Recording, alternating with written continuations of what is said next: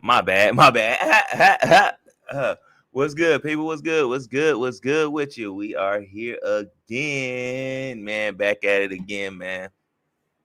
So today we have here today. We gonna explain. Well, we're gonna basically break down the Falcons roster, man. Man, when y'all come in here, man, make sure I hit that like button, man. Comment, subscribe, man. You dig? We out here with it. You'll spill me. So the rosters are complete. Even today, we have our practice squad players and people here. So we're gonna run through it and talk about it.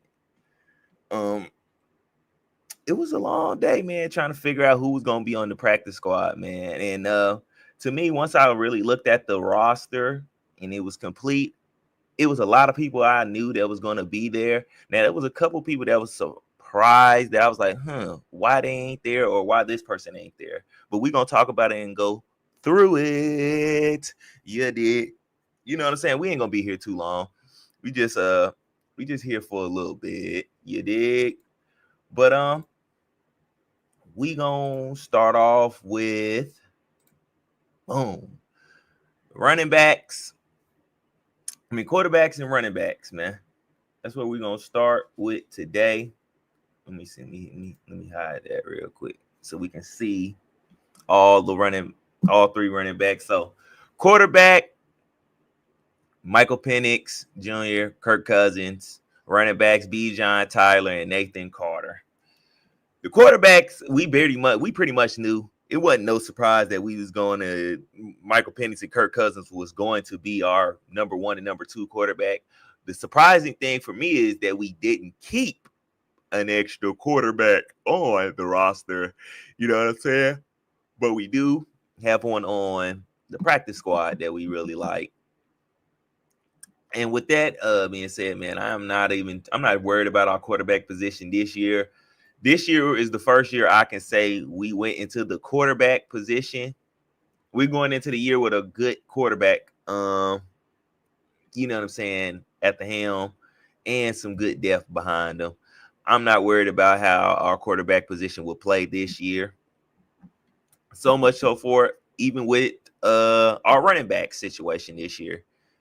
Knew the running backs was going to be set, Bijan and Tyler. Nathan Carter, though, was the guy I was really, pulling for the simple fact of, like, he kind of is a combination of our first two running backs, Bijan and Algier. He kind of runs, got a little shiftiness to him, but he runs behind his pads, too. So, well-deserved. He had a good showing in pretty much the preseason games he played. No surprise there. So we can get through that very fast and quick. Now, let's move on to wide receivers and tight ends. Now, we just going to break down wide receivers real quick. You got Drake London, Darnell Mooney, Ray McLeod, Cordell Hodge, Casey Watson, David Stills, and Jamal Agnew. Now, for me, I honestly I felt like we could have got somebody else besides Jamal Agnew, because it's like he was hurt pretty much the entire year. And it's like he didn't show anything. Like, his only thing we know that Jamal Agnew can do is return kickoffs and like, he's pretty much a special teams player. And like, to me, I feel like we could have kept somebody else in that department for a wide receiver, because I feel like we had enough returners to take that over. Like, you could have put Ray back there, you could have put D. Alfred back there, you could have put, who else was back there? I even seen at training camp one time that they had Bijan back there, but I'm pretty sure that wasn't going to happen. You did. That was not going to be going down. But yeah, I feel like David Stills earned his way on. I just feel like Jamal Adams, our first five, I kind of already figured. Casey Watson was having a phenomenal camp and was just lights out. And to the point to where they even kept him off the field to be like, all right, now you're going to be playing significant role enough to where we don't want to risk injuring you in the preseason. So I definitely like that feeling and like that the vibes he got. He definitely put in a lot of work, especially from getting that concussion and then being out all that time. He definitely came back with some vengeance. Now, as far as David Steele, the thing with him is, shoot, everybody ran it and raved about him, about how good he was, to the point to where it's like he wasn't even really on the field like that neither during the preseason games. I think he might have played in the first preseason game we had, and that was it. And then Jamal Agnew, like I said, I feel like this was a what is our special teams coach?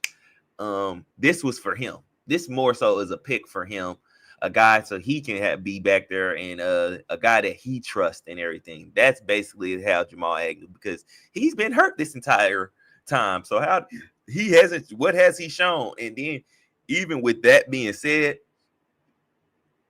I don't really remember like Jamal Agnew really making an impact on any other teams like that. Like, I really don't. I really feel like I legit feel like we could have went somewhere else and got somebody who actually adds value on the actual field and in special teams. To me, he doesn't add too much value like that. That's just my personal take on them. But hey, that's neither here nor there. He is on the team. He is on the roster. He has made it. And we kept 7 wide receivers. Now, my OG, my contention wins OG, he said, he definitely said Big the Georgia Weeper. Make sure y'all go subscribe to his channel and whatnot. He definitely said that we would be keeping 7 wide receivers. So I felt like Chris Blair definitely earned that last receiver spot. That was just my take. I felt like he definitely earned he put in the most work. He was the most consistent. I feel like he definitely added more value in the receiver room than just on special teams. I don't see Jamal Agnew ever coming in going to be on the field during the offense. That's just me. But y'all let me know what y'all think about that in the comment section down there. You dig? Let us go on to the tight ends. We got Kyle Pitts, Charlie Warner, Felipe Franks, and Quentin Tino. Hey, now also another one of my constituents, the OG, Big Will, the Georgia Weeper, said we was keeping 4. If you was watching Coach's show this past Saturday, he said, hey, we were gonna keep 4 tight ends. Now, I figured we was gonna keep just 3 and then have one on the practice squad that we just bring up every now and then.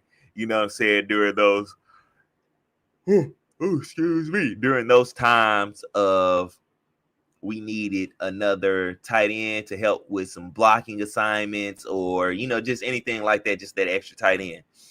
But all 4 of these guys made it. All 4 of them show value at the tight end spot and on special teams. So, especially, I think Charlie Warner and Felipe Franks, more notably, will be a key factor in our first game.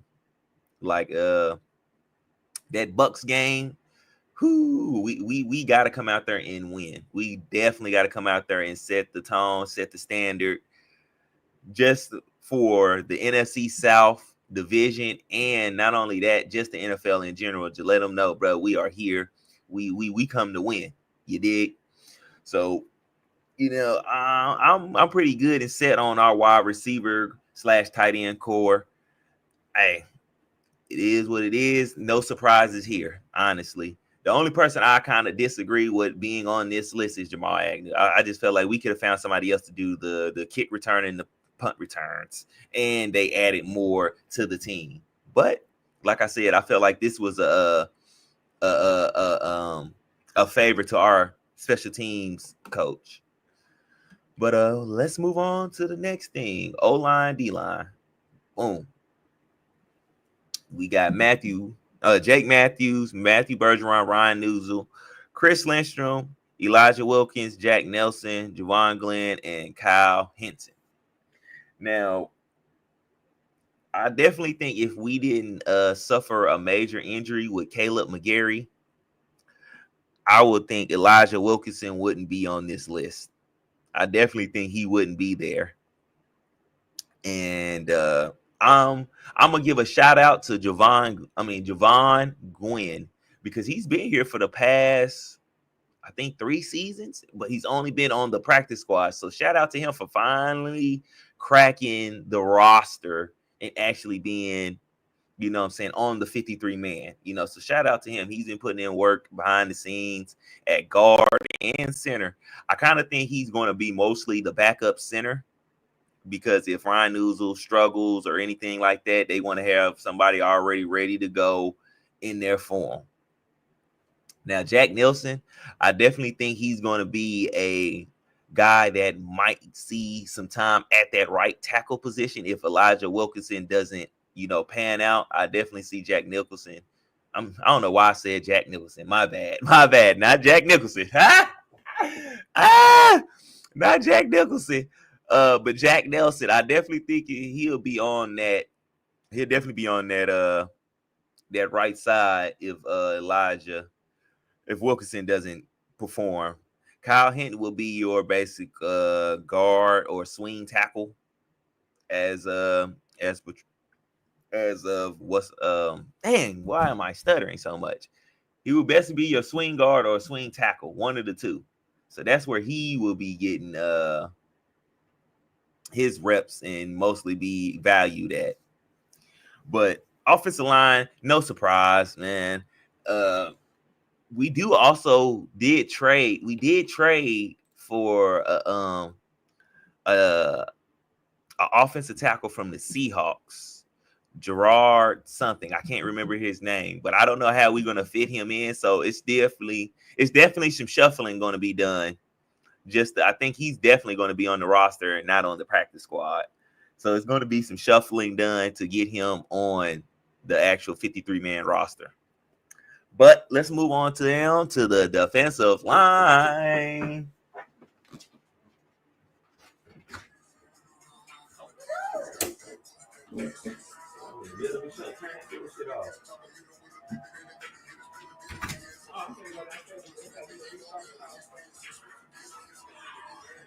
For real. I'm serious. What? Yeah. Let's get it correct. Yeah, let's get it correct. Yeah. We definitely got to get a whole other rule. But back to what I was saying. Defensive line. Only person I didn't see getting cut was Street.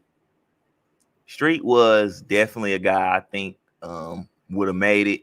But one person I definitely liked that we cut was Morgan Fox. I did not like that pickup. He really disappointed me when it came to playing in these preseason games. He didn't show anything, and we definitely just could have kept that money that we spent on him. Like, bro, what was the point of bringing him in? Now, I understood that if he was like adding some value, but he didn't really add nothing. But one guy I am happy that we kept on the actual 53 man and he did not go to the practice squad, because I definitely think he would have got poached up off of us, was Laquel London. Now, I think he's like the only guy like who naturally was already over 300 pounds. And with that being said, it's like he showed his tail during the preseason, bro. Every time I seen him out there, he's penetrating, he's in the backfield making a stop or something. Definitely a great rotational piece to go along with all these other guys. And if you notice, like, all 5 of these defensive linemen can get to the quarterback and play the run. So I definitely see us having a great push up that middle with David Onyemata, Brandon Dorless, Laquel London, Rukaroro, and Zach Harris. Man, we definitely have some dogs in that middle. So with that being said, we're gonna move right along. Move right along. Now we back. Now we here with our edge rushers and inside backers. Now,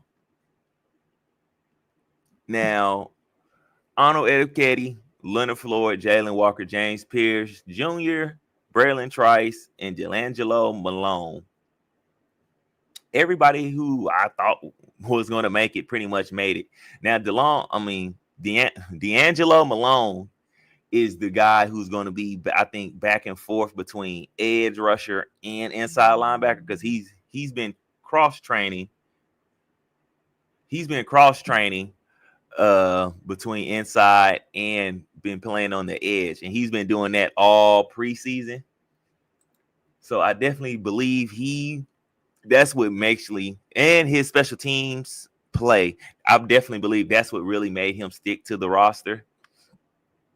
And I'm kind of glad he did because the times he did get playing time, he didn't really look bad, honestly. He just didn't really have a lot of opportunities. So, and I think, yeah, we definitely had to keep him around. Now, a person who I'm excited to see besides James Pierce Jr. and Jalen Walker is Braylon Trice. Like last year, he had suffered an injury in the preseason down there in Miami, which I was so happy that we didn't have to play Miami in the preseason this year or go down there to their bullcrap field.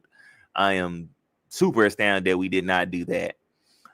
But he's the guy that I feel like he's going to definitely come back, add some extra juice to already the juice that we have, man. These edge rushers is going to be stupid, and especially with that middle combined with those inside defensive linemen that we got. Hey, man, this is going to be an ugly front. This front is going to be ugly, and then we can just rotate guys, and then there's no drop off from these guys. And then you got your Wiley Bear and Leonard Floyd, handling the old veteran duties and definitely bringing the younger two guys along, especially James Pierce Jr. because he's down there making model of Leonard Floyd. So, and if you know, you know. Moving on to the inside backers with Caden Ellis, Devon Diablo, JD Bertrand, Josh Woods. Now, the person you don't see up here is Troy Anderson, which he's still on I think the PUP list but I think he'll be designated to return. So we'll definitely see. I think if Troy Anderson returns, Josh Woods would probably be cut and then added to the practice squad, most likely. But to start off the year and stuff, yeah, we got Josh Woods up there, which he's the linebacker. Well, he's the linebacker that popped out the most out of everybody because, like, we've seen him a couple times, but this preseason and training camp, bro, was standing out. He was making plays in the right areas. Now, he wasn't all world in coverage, but he played decent enough in coverage to where, like, if you still feel like you have to put him out there, you ain't gonna worry about him. But yeah, we know what Caden Ellis does. Devon Diablo is the guy that I've been wanting to really see in this Falcons uniform, and I want to see him get sideline to sideline. Former safety, big, fast, physical boy. I think I kind of feel like he's an even bigger.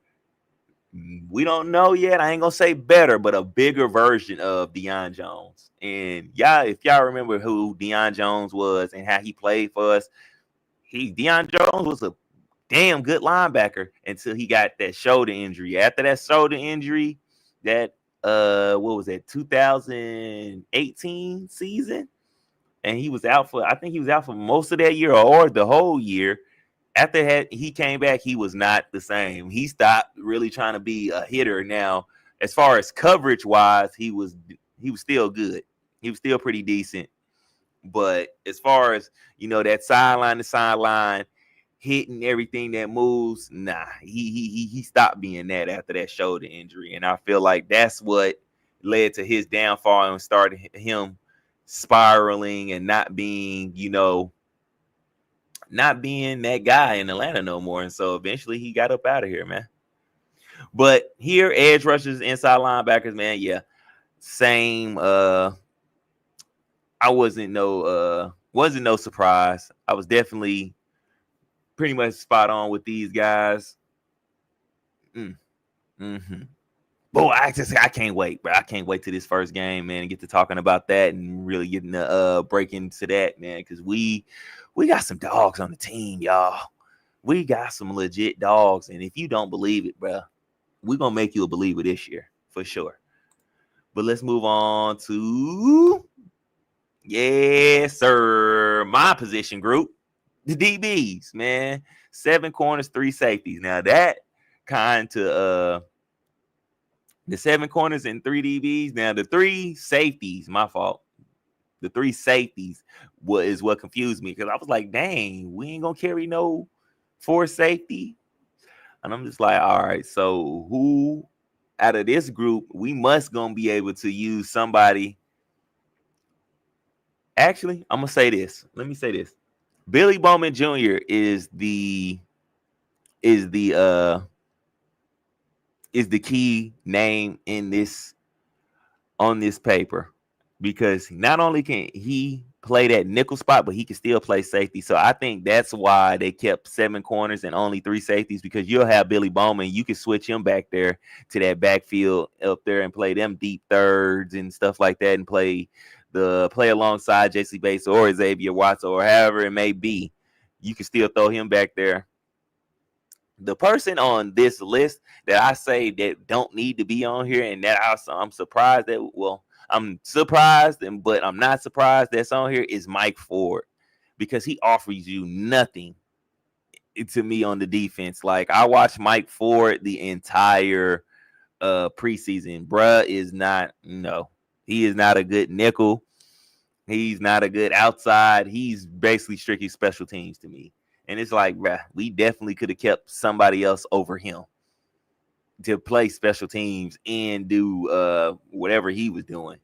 But I mean, like I said earlier with Jamal Agnew, this is probably a solid for our special teams coach, so he can have him some secure players on there and have his star people. You know what I'm saying? But I definitely got it's definitely gonna be AJ and Mike Hughes starting.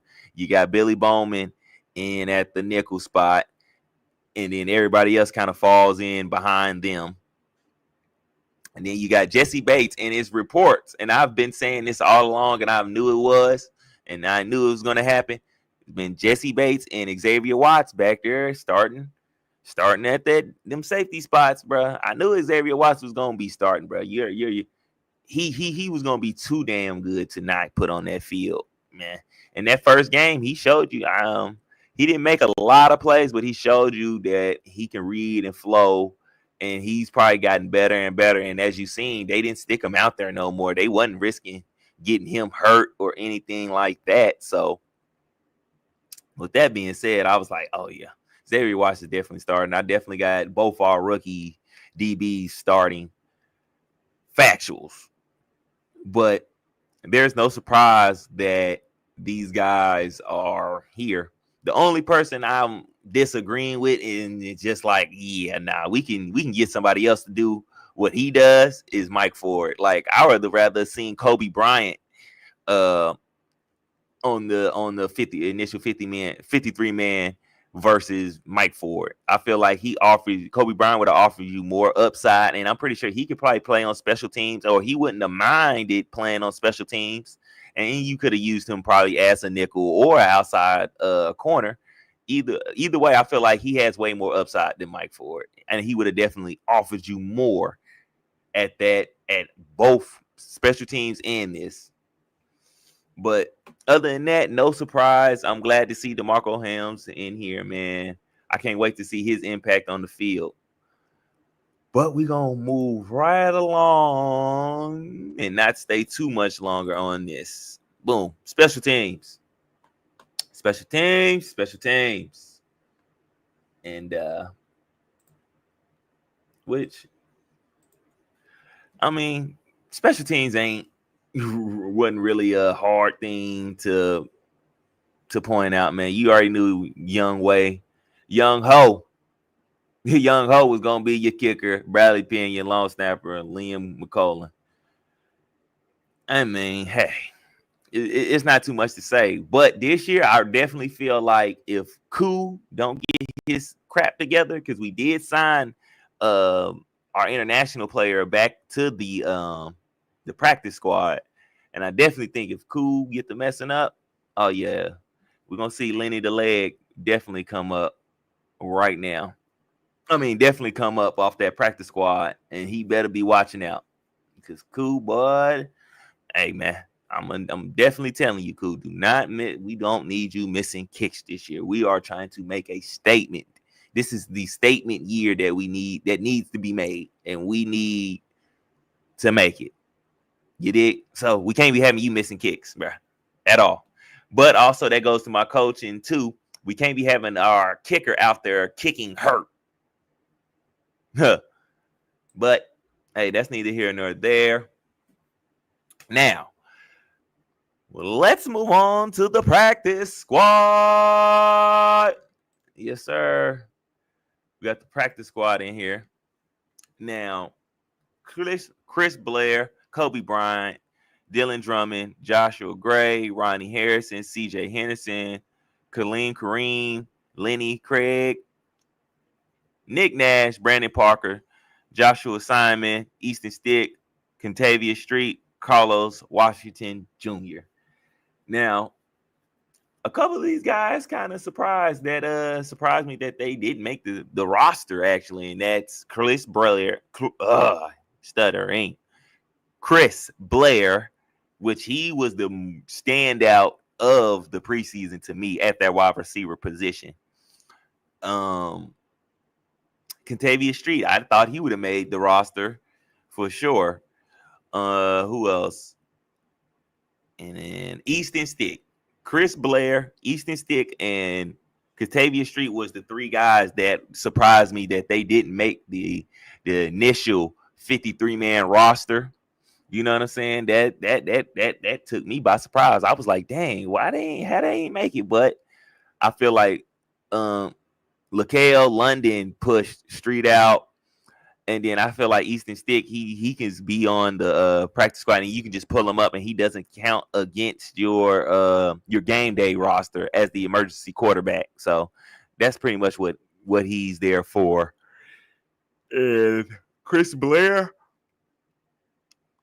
me personally, I would have picked Chris Blair over Jamal Agnew. That's just me. That's just how I feel personally about it.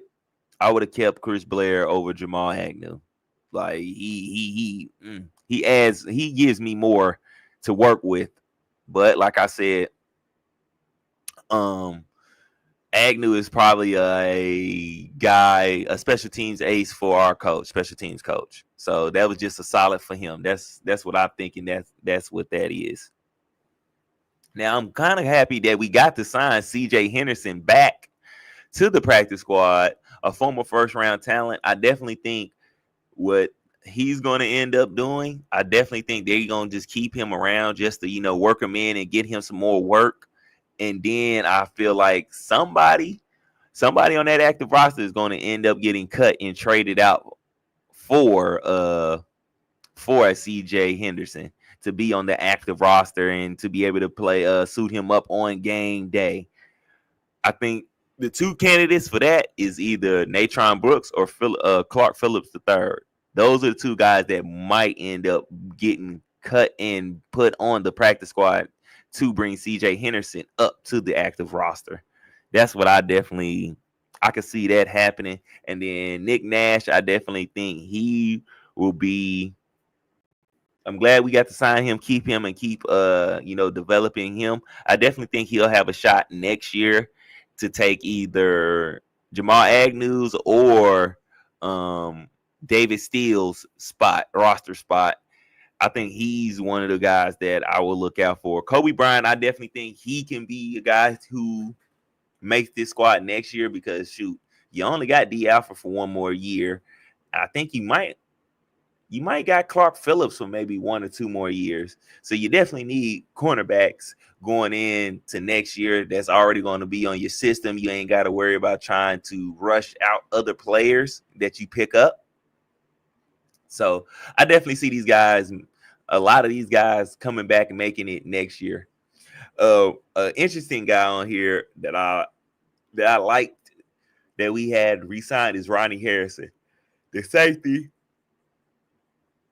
who converted to linebacker, and he looked pretty decent at linebacker. Now, I ain't gonna say he was world beating or just super outstanding, but he definitely made his presence felt out there, and I definitely think he's going to be a part of the linebacker depth that we going to need, because we only kept 4 inside linebackers with D'Angelo Malone cross training at edge and inside linebacker. So that's kind of the people who I'm looking forward to making the roster next year.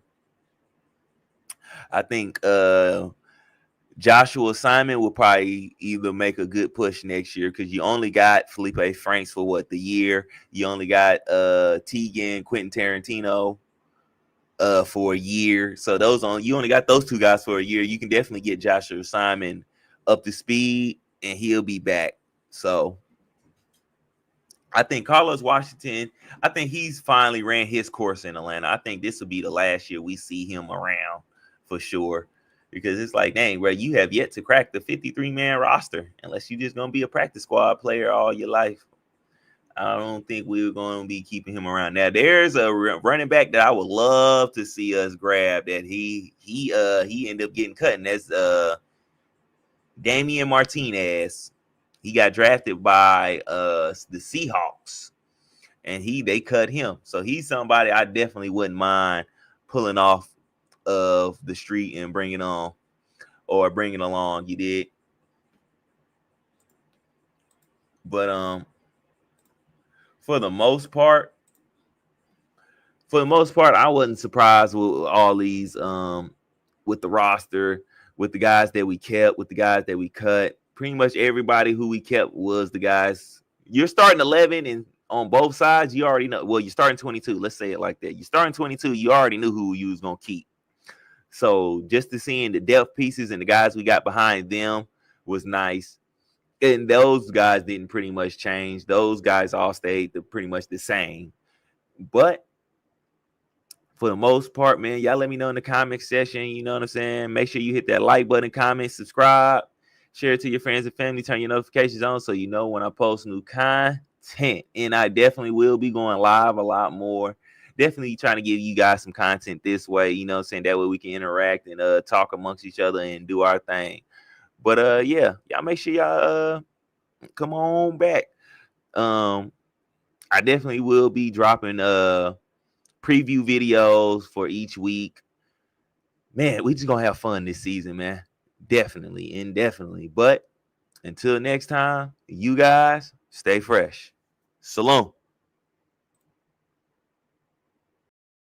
Woke up this morning, can't remember nothing. Just flowing from London. Nothing I remember, they calling me daddy. The mansion was covered in money.